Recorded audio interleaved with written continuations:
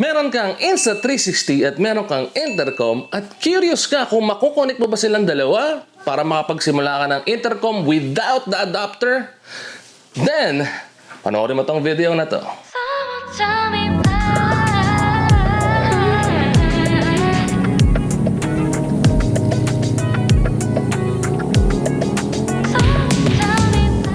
Now, this is the Insta360's newest model, the Insta360 ONEX3.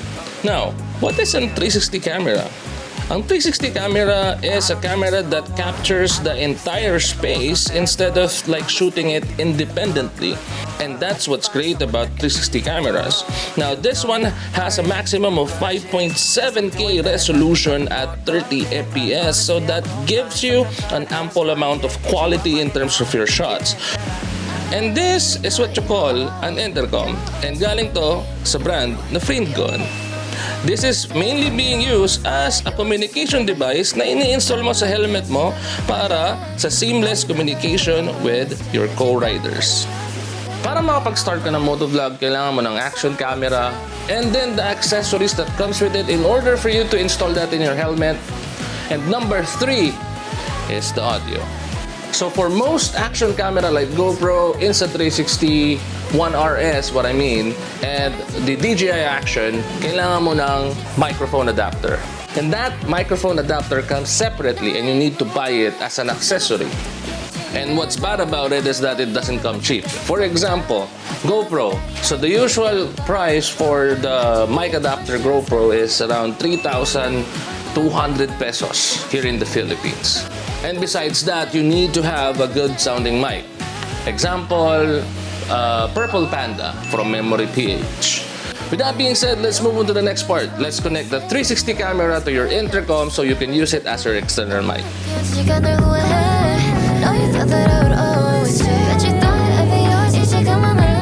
So let's start with the intercom. So first, you need to turn on your intercom and put it into pair mode.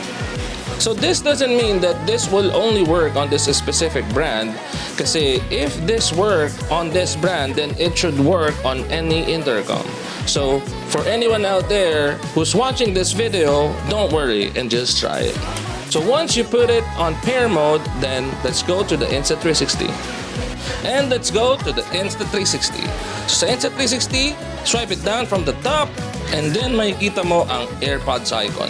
Note, I'm assuming that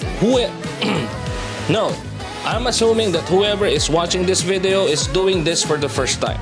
So, if you're doing this for the first time, once you tap the AirPods icon, ang lalabas dito is that Insta360 is searching for your intercom.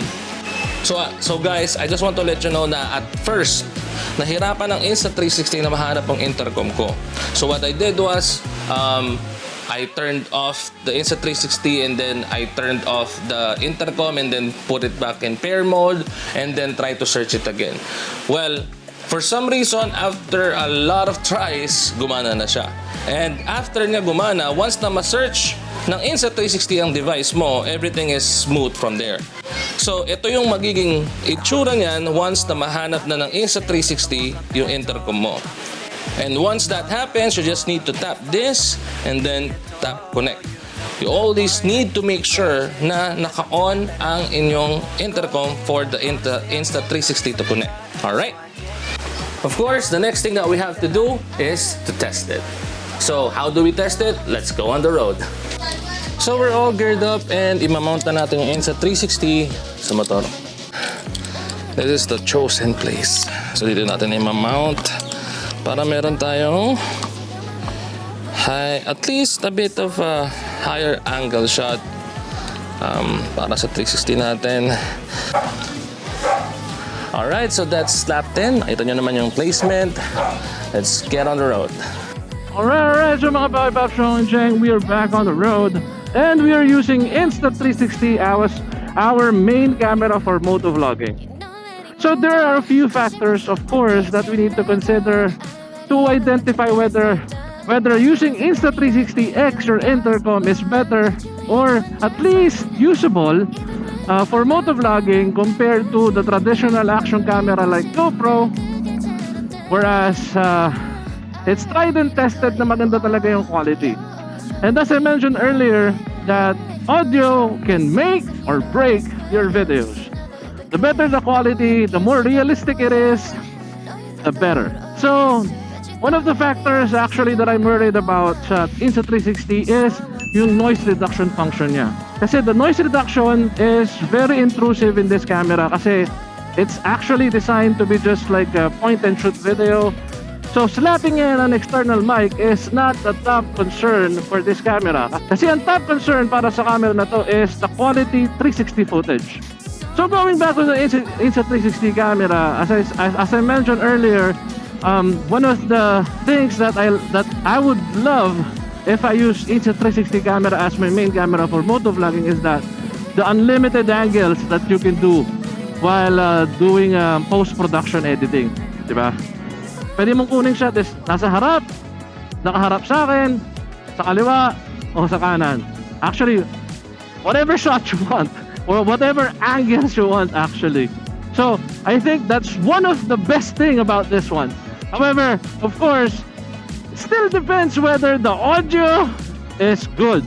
Kasi if the intrusion of the noise reduction is too much, it will sound a bit more, parang para sa akin, boring or plain or not realistic, parang ganon. And having that kind of sound for me, or having that kind of audio for me, diba, is a no-go. Kasi ako, I enjoy the beautiful sound of my exhaust. Syempre, itong 800 MP ko is a 270 degree crank. And the sound of the exhaust nitong motor ko is so good.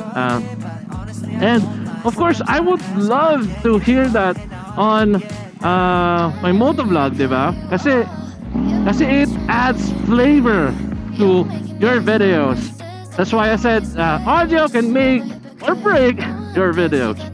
Happy Father's Day nga pala. Today is Sunday and it's Father's Day today. So sa mga papi dyan, na mga tatay o gustong maging tatay o sugar tatay, Happy Father's Day sa inyo mga paps.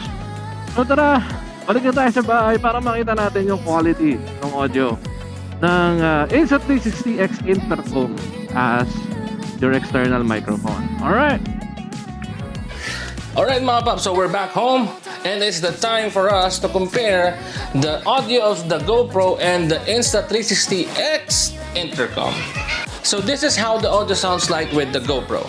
Alright, so nandito na kami sa may Hacienda Luisita exit and we are 26 kilometers away sa Tarlac Racing Circuit.